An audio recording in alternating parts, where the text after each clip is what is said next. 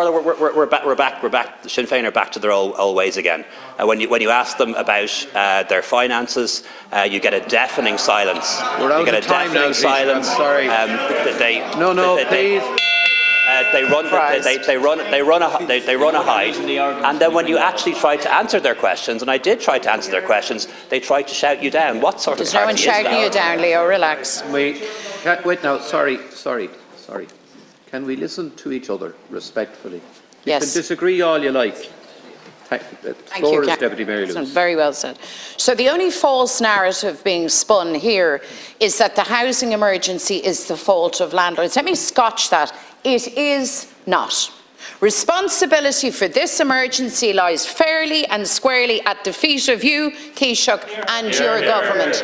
That's the narrative. You see, the choice here is between having a roof over your head or not, having rent that you can afford or not, having a government that will actually stand up and defend renters or not, having a government with the basic intelligence and cop on to know that you don't create more uncertainty for renters at a time when supply is that tight and rents are so high and people are to the pin of their collar and people are afraid now.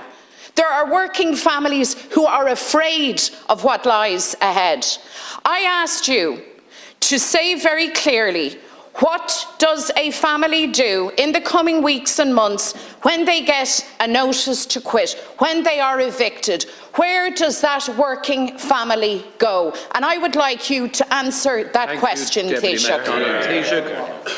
Deputy, I answered your question. Perhaps you couldn't hear the answer because you were too busy shouting me down, or the people behind you were too busy shouting me down. The options, social housing, we're going to build more social housing than ever before. We're ramping up cost rental, that's another option. A third option is the fact that we're going to purchase 1,500 homes where the landlord is selling up into social housing tenant in situ. And fourth, we're developing a further budget package to help renters and help landlords. But you know, Deputy, you know, some of what you say, you know, you stood up there and you created a false narrative and another straw man. You said landlords are not to blame for the housing crisis, as if somehow anybody in the government benches ever made that argument. You're the one who's been consistently demonising small landlords and institutional landlords, not us. So don't make that false argument. And Deputy, you kind of make out that somehow Sinn Féin will be able to solve this crisis. Look to the north, and I know you hate when we talk about the north, but look to the north. No, let me finish, Deputy. Let me finish, Deputy. I know you hate the truth. Look to the north, where we've had a Sinn Féin finance minister and a Sinn Féin housing minister. Do you know how much social housing you built in Northern Ireland last year? Do you know, Deputy? Under 2,000. In the last year, there was an assembly. Under 2,000. Much less per capita in this state. You say that small landlords aren't to blame for the crisis. Fine. What's your proposal? You want to put an extra tax on small landlords to make it even worse. You say you care about first-time buyers. What do you want to do? You want to take away the Help to Buy scheme. It is a serious issue, and the reason why you consistently shout me down when I try to answer your questions is because you can't handle the answers, because you know they're true. Look, please. On a point of order, Count Corley. Yes, on a point of order, Count Corley, I really need to put on the record of the Dáil that what we see here is a party that really just can't handle honest democratic debate.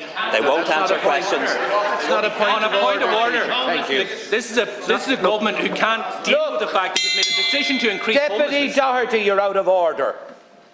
The leader's questions. Your leader has posed the question. You're not the leader yet. Now, Deputy.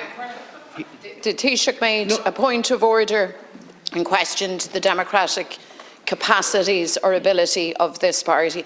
I might remind the Taoiseach, on the last occasion that we went to the polls, this party and these benches secured more votes than your own. We are perfectly entitled to represent the people that we represent and to do so robustly. That is at the heart of democratic debate.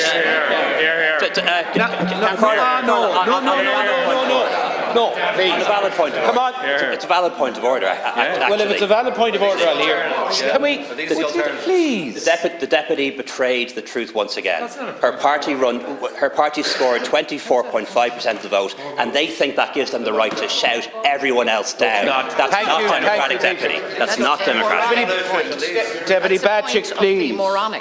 I think Well, can we have a little? Can we show Deputy Batchik the respect that we haven't shown the Taoiseach, please?